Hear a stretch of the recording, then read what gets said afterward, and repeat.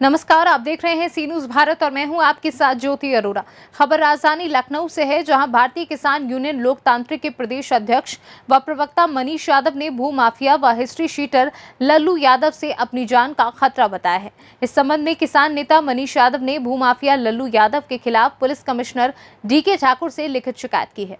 किसान नेता की माने तो ब्लॉक प्रमुख चुनाव को लेकर भू माफिया लल्लू यादव ने उन्हें जान से मारने की धमकी दी है।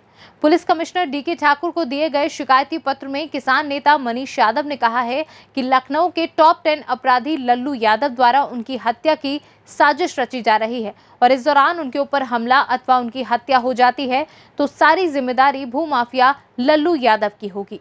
सभी को नमस्कार करता हूं। मैं मनीष यादव, दशहरी किसान नेता। जैसा कि आप देख रहे हैं कि जब से ब्लॉक प्रमुख का चुनाव चल रहा है तब से अभी पिछले 5वें महीने में हमको यहाँ पर जो लखनऊ का एक माफिया है, अपने आप को बताता है, उसने हमको धमकी दी इसी चुनाव संबंधित कि आप हमारे चुनाव में विरोध। हमारे संगठन के तमाम लोग, लगभग 1 दर्जन से ज्यादा बीडीसी हमारे जीते थे, जो कि हमारे संपर्क में था। उनका कहना है कि आप विरोध नहीं करेंगे हमारा, जबकि मैं कोई किसी का विरोध कर ही नहीं रहा। मैं अपना संगठन में अपना काम कर रहा हूँ और लोगों की मदद करने का काम कर रहा हूँ। उस आदमी ने कहा कि मैं जो है, मेरे लिए कोई बड़ा काम नहीं, मैं जेल चला जाऊंगा और तुम्हारी हत्या करवा दूंगा। जिसके संबंध में मैंने कमिश्नर साहब को एप्लीकेशन दिया था। ये उसकी एप्लीकेशन की डेट है 10/5/2021 को मैंने कमिश्नर साहब को दिया था। कमिश्नर साहब के संज्ञान में जब आया तो उन्होंने दूसरे दिन यहाँ काकोरी थाने में मुकदमा लिखवाने का काम किया, जिसका क्राइम नंबर भी मैं आपको बता दे रहा हूँ। एक मिनट। जिसका क्राइम नंबर है काकोरी थाना काकोरी में अपराध संख्या 277/21 धारा 506 आईपीसी दर्ज कराई गई थी मेरे द्वारा, जिसको देखते हुए सीपी सर ने और काकोरी थाने की पुलिस ने सराहनीय कार्य किया था कि गुप्त ऑपरेशन चलाया। उसके तहत जो है उस व्यक्ति के फार्म हाउस पे रेड डाली, जहां पर हथियारों का जखीरा और तमाम नकदी और तमाम दारू और उस तरीके के अवैध तमाम चीजें प्राप्त हुई थी। उसको थाने लाने का काम किया गया। उसके बाद उसको जेल भेज दिया गया था, जिसमें 7वें-8वें दिन उसकी जमानत हो जाती है। और उसके बाद तब से वो व्यक्ति हमारे पीछे पड़ा है, हमको बराबर जान से मारने की धमकी दे रहा है, बराबर हमारे पर दबाव बनाया जा रहा है कि आप कभी अपने घर से, जब तक ये चुनाव ब्लॉक प्रमुख खत्म नहीं हो जाता है तब तक आप अपने घर पे रहेंगे, बाहर नहीं निकलेंगे।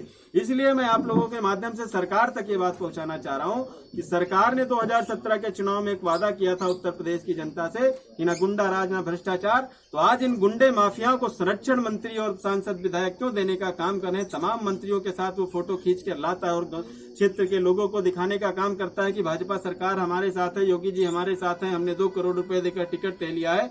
हमें उससे नहीं मतलब, आप 2 करोड़ दो या 10 करोड़ दो, लेकिन कम से कम किसी गरीब को सताने का काम न करो, किसी को धमकी देने का काम न करो।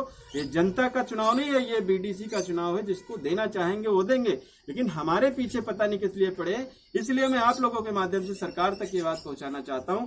और सरकार के द्वारा जो इस व्यक्ति की हिस्ट्री शीट जारी की गई है, ये लगभग 80 मुकदमे इसमें है। आप लोग देख सकते हैं 80 मुकदमों का ये है, इसमें 80 मुकदमे उसके खिलाफ दर्ज हैं। और सरकार ने जो भूमाफिया की लिस्ट जारी की है, लखनऊ में फर्स्ट नंबर पे है। ये भूमाफिया लल्लू यादव फर्स्ट नंबर पे है। उत्तर प्रदेश में शायद ये 7वें नंबर पर आते हैं। ये लगातार लोगों को, चाहे बीडीसी सदस्य हो, उनको भी धमकाने का काम कर रहे हैं। और अगर कह रहे हैं कोर्ट नहीं दोगे तो तुमको, तुम्हारे साथ ये हो जाएगा, तुम्हारे साथ वो हो जाएगा, इस तरीके की लगातार धमकियां दी जा रही हैं। ये हमने सरकार से एक हमने फिर कमिश्नर साहब को दिया था। इसमें हमने अपनी सुरक्षा की मांग करी गई थी, ये भी पत्र आपके पास है।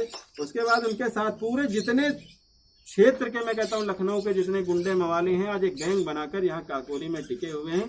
सरकार को इस पर ध्यान देना चाहिए, प्रशासन को इस पर ध्यान देना चाहिए, अन्यथा आने वाला समय बहुत खराब होगा। क्योंकि धीरे धीरे जो नौजवान पीढ़ी है इन लोगों के संपर्क में आ रही है, कहीं न कहीं वो भी अपराध को बढ़ावा देने का काम कर रहे हैं। और कहीं न कहीं जिनको रोजी रोजगार नहीं मिल रहा है, उनको कहीं न कहीं ये लोग पैसे के माध्यम से अपराधी बनाने का काम करने वाले हैं। इसलिए मैं आप लोगों के माध्यम से अपनी बात सरकार तक और संगठन तक पहुंचाना चाहता हूं कि किसी भी शुद्ध आदमी को, जो सही आदमी हो, उसको आप टिकट दीजिए, लेकिन किसी अपराधी को टिकट न दीजिए।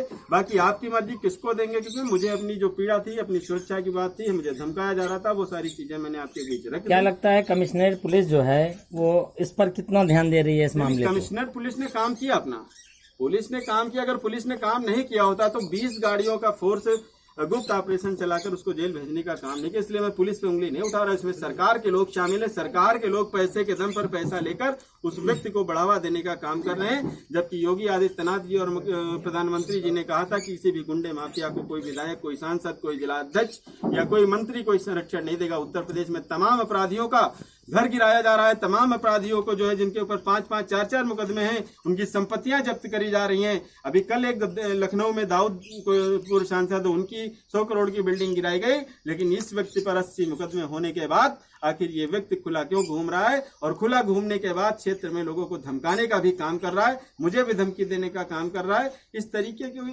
तमाम हरकतें कर रहा है। इसलिए मैं आज आप लोगों के बीच आया हूं कि मुझे उसका घर नहीं चाहिए, मुझे उसकी संपत्ति नहीं गिरवाना है, लेकिन कम से कम एक संभ्रांत आदमी के तरीके से वो क्षेत्र में रहे। मुझे कोई दिक्कत नहीं है। किसी को धमकाएगा, किसी को डराने का काम करेगा तो ये मैं बिल्कुल बर्दाश्त नहीं करूंगा।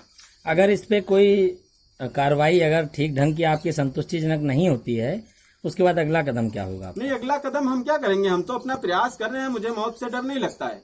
मैं जब घर से निकलता हूं तो मौत को अपने साथ लेकर चलता हूं, इसलिए मुझे मौत से डर नहीं लगता है। लेकिन अपनी बात आप लोगों तक पहुंचाना था और आप लोगों के माध्यम से ये बात पूरे उत्तर प्रदेश के कैबिनेट जो है और माननीय योगी आदित्यनाथ जी और संगठन के जितने लोग हैं उन तक पहुंचनी चाहिए। इसलिए मैं आपके बीच उपस्थित हुआ हूं और पूरे साक्ष्यों के साथ हूं। मैं कोई मनगढ़ंत कहानी नहीं बनाऊं। मुकदमा जो लिखा है वो है, रेट पड़ी, उसकी तमाम आप लोगों को खुद जानकारी होगी। वो व्यक्ति जेल गया था, मेरे मुकदमा लिखाने के बाद उसको पकड़ा गया, उसको जेल भेजा गया और तमाम हथियार वहां पर उपलब्ध हुए, प्राप्त हुए, जिससे साफ साफ संदेश है कि मेरी कभी भी हत्या हो सकती है। और ये व्यक्ति और उसके साथ में एक और हिस्ट्री सीटर है काकोरी का, पारा थाने का रामविलास रावत, जो पूर्व ब्लॉक प्रमुख था। ये उसकी हिस्ट्री सीट है। देख लीजिए, लगभग इसमें कितने हैं, ये 24 मुकदमे उस व्यक्ति पर भी है। वो भी ये पूरे जितने भी यहाँ पर आपराधिक प्रवृत्ति के लोग हैं वो सब एक होकर क्षेत्र में एक गिरोह तैयार करने का काम कर रहे हैं। लखनऊ से सीनू संवाददाता शमशाद अली की रिपोर्ट। खास खबर में फिलहाल के लिए इतना ही। देश दुनिया की तमाम बड़ी खबरों के लिए आप देखते रहिए सी न्यूज़ भारत।